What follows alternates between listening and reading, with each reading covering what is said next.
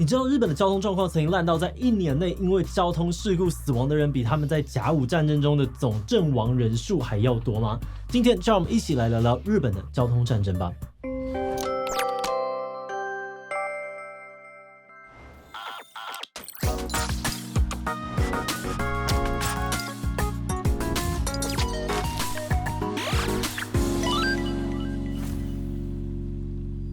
Hello， 大家好，我是志奇。最近几年，许多人开始意识到台湾的交通问题，也有越来越常会出现台湾是行人地狱的说法，认为台湾的交通跟许多的先进国家相比，真的是非常的落后。而在这之中，最常被拿来比较的国家就是日本。许多去日本旅游的人常会称赞，在日本当行人体验非常的好，也非常的羡慕日本的交通状况。但很多人可能不知道的是，几十年前的日本交通其实也是烂到爆炸。最严重的时期呢，1年内因为交通事故而死的人，甚至比一场战争还多，导致日本人发明了交通战争这样的词来强调那个时候的交通有多么的糟糕。后来日本政府跟人民痛定思痛，在经历了2次所谓交通战争的持续改善之后，才渐渐的形成了今天大家看见的日本交通样貌。那今天就让我们一起来看看交通战争时的日本到底有多糟糕，为什么会出现交通战争，而日本人是怎么样面对交通战争走到今天这一步的呢？不过在开始今天讨论之前，先让我们进一段工商服务时间。自己下厨时是不是常常想不到要煮什么呢？苦恼食材该如何搭配，总是缺乏料理灵感。只要灵活的运用食材，创造满满菜色变化，那这堂奇迹的一物多煮公式线上课程你绝对不能够错过。课程呢有出过3本热销食谱 ，IG 教学影片超过2000万观看的料理达人 Kazu 担任讲师。他将多年实践的家常菜心法精心整理为一套由食材、风味、形态3大元素组成的一物多煮公式，帮助你更有逻辑的搭配食材，延伸出不同的料理变化。为了让这套公式更贴近日常料理的需求，Kazu 特别挑选了8种最常见、最百搭的热门食材，让你将家常菜色轻松变化出美味新花样。现在这堂一物多煮线上课程早鸟优惠只要32折起，让你现省5000元加菜金。输入我的优惠码 Cook77，还能够再折350元。主妇、主夫们，赶快行动吧！想象一下这样的情景：农民为了运送草莓，从乡间开着卡车进到市区，结果打开盖子发现，原本漂亮的草莓在一路颠簸之下呢，已经直接烂成了草莓酱。路很烂就算了，市区许多的路口呢都没有红绿灯，就算有，也可能是故障的。行人们过马路呢，只能够靠感觉，甚至看得到人们成群结队穿越马路。最可怕的是，街道上面到处都是不守交通规则、乱冲乱骑的计程车，外国人走在路上都战战兢兢，更不敢搭这样子不要命的神风计程车。没有错，刚刚我讲的这个市区呢，就是日本东京以前的样子。战后的日本虽然经济开始慢慢的复苏，有汽车，使用汽车的人也越来越多，但交通状况却烂得不行。1970那一年光是因为交通事故而死亡的人数就高达了1.6万人，直接超过一场甲午战争日军的总死亡人数。而这样的惨况让交通战争这个词很快的在全日本掀起了流行，几乎所有的媒体都在讨论批评这样子的状况。后来日本政府展开了全面性的研究，想要了解日本的交通到底出了什么样的问题。深入研究之后呢，专家认为当时日本的交通问题可以分成3个面向来看。第一，硬体设施不足，法规强制力不足，还有人民用路安全意识不足。在当时呢，大城市的许多道路都因为年久失修而完全不堪使用，而马路上面的交通号志、人行道或者是天桥等等设施的缺乏，更导致大部分能够走的路都被汽车占据，行人根本没有地方可以安全的走路。除此之外呢，因为车子实在太多了，执法的人力完全不够，违规抓也抓不完。就算真的抓到了违规，因为罚则太轻，对许多人来说根本不痛不痒，导致马路上面到处都是超速跟妨碍行人通行的违规驾驶。那最能够体现当时日本人民用路安全意识不足的现象，就是没有警察的地方，大家就不会遵守交通规则。再加上当年并没有行人优先的概念，导致许多汽车常常在跟行人抢时间，造成了许多严重的意外。行人，尤其是幼童的高死亡数量，成为了迫切需要解决的问题。那么面对这些问题，日本政府祭出了哪些改革措施呢？为了解决硬体的问题日本加强了许多的基础建设，尤其是快速道路、高速公路还有大众运输的部分，为的就是要减少城市内的车流量。除此之外呢，他们也在城市当中推行行人为中心的道路设计，大量的增设人行道还有天桥，也强化了许多重要路口的照明还有交通号志。而针对法规的部分，1970年时，政府直接公布了一部交通安全对策基本法，明定中央与地方政府、车辆生产企业以及所有的国民的责任，确保各项政策都能够真正落实。同时呢，许多新措施也陆续的上路，像是驾照点数制度的实施，或是许多这个交通违规罚锾的提升，都是为了增加驾驶违规的成本，进而达到吓阻的效果。而最关键也是最难解决的用路文化问题，日本选择透过教育来改变。交通安全正式的被纳入学校课程，每个孩子从小就要学习正确的道路使用方法。那值得一提的是，日本的交通安全课程不只是纸上谈兵而已，他们会在像是全国交通安全周等等活动，请警察或是专业人士到学校，真人真车100%直接还原交通事故现场给学生看。这种震撼教育的方式影响真的是非常的大，不少日本人都表示，那真的是小时候的阴影，一辈子难忘。面对这场交通战争，日本花了20年时间进行了许多层面的改革，而交通环境也确实改善不少。不过有些问题还是难以改善，新的问题也慢慢的浮现。原本已经逐年下降的交通事故死亡人数，在1980年又开始大幅的增加，开启了第二次的交通战争。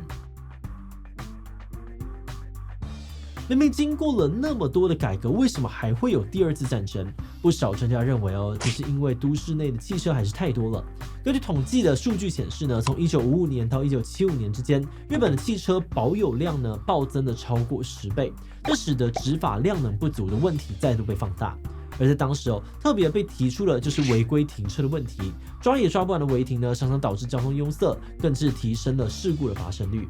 除此之外呢，酒后驾车的问题也还是非常普遍，显示第一次交通战争时期对于酒驾的相关规定吓阻效果似乎不足。另外一方面，和第一次交通战争时期相比虽然行人的死亡率显著的下降，但汽车内人员死亡率却开始大幅的增加，而又以年轻驾驶以及高龄驾驶这两个族群的比例最高。那针对违停酒驾还有高汽车内人员死亡率的部分，日本做出了哪些改革呢？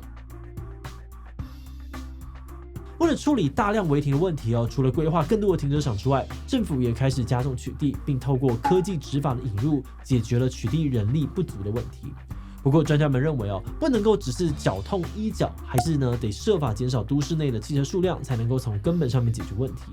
因此，日本进一步的强化了都市以及周遭的大众运输功能，并且修订了车库法，明确限制要买车，你得先要有合法的车库。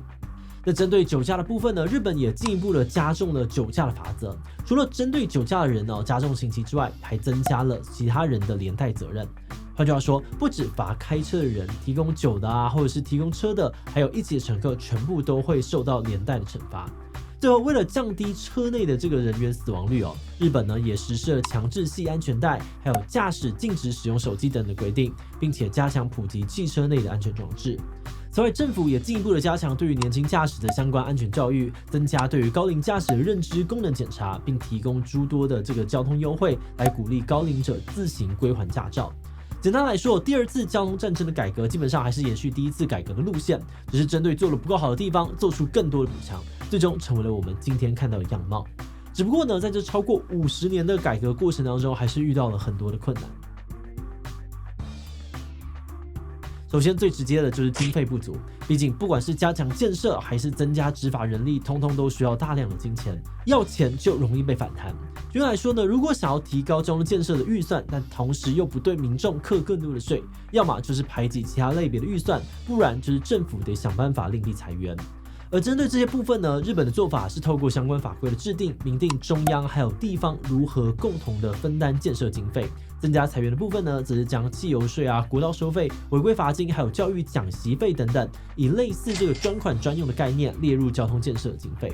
那除了钱的问题另外一个最大困难就是人民面对这个用路习惯改变的反弹。像是为了实施步行者天国政策许多的商圈在特定的时段是禁止任何汽车进入的，而这在一开始也是引起了当地商家以及附近居民的反弹。又或者是比较后期的低速区政策，将行人密集区的这个汽车速限压到最高限速30公里，拓宽人行道，让汽车车道只剩单线道，让后车无法超车，甚至呢直接禁止大型车进入市区等等，也都引起了民众不小的反弹。那这些问题日本是怎么解决的呢？其实这部分的答案也没有靠什么捷径政府呢是靠着大量的教育宣导，从各种角度不断强调行人安全第一的观念，经过了几十年累积，一步一步说服民众安全比方便更重要，改变了人民的用路习惯。那在进入观点以前呢，我先特别感谢志祺七的所有会员哦，因为有了大家的支持跟赞助，我们才能够持续运作这个频道，制作了像是台湾行人地狱、台湾客运危机以及一连串交通议题的相关影片，真的是非常的谢谢大家。那如果你愿意支持我们走得更远，欢迎点击频道主页的加入按钮成为我们的会员，或者也可以用超级感谢小额支持我们。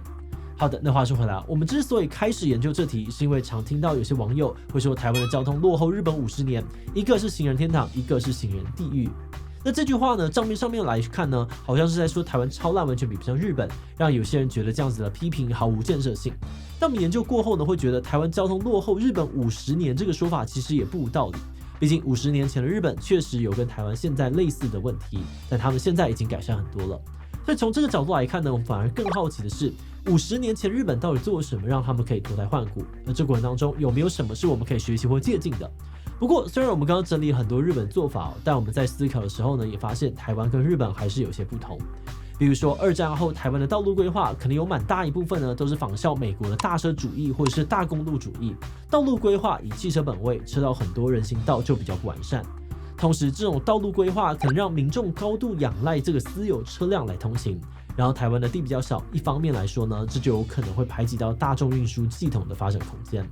而另外一方面呢，比起开车出门哦，骑机车不管是找这个车位或是移动都更加的方便，这让我们有着超高的机车持有率。这些背景状况都跟日本很不一样。日本从很早期就非常的重视铁路跟大众运输的规划。所以当他们在交通战争期间要想办法减少这个车流量的时候，民众可能就相对的比较容易接受改搭公众运输的替代方案。不过这次研究下来呢，我们觉得日本还是有蛮多政策的推动逻辑非常值得参考。比如政府先努力的分析交通问题，找出对应的政策，然后分阶段的多管齐下，一步步的让民众慢慢的接受，达到根本性的改变。尤其我们最有感的是，当年交通战争的概念的出现呢，可能真的是非常大的关键，因为它非常有效的让全体的国民、政府跟朝野各党都能够深切的意识到这件事情的严重性，一起团结解决问题。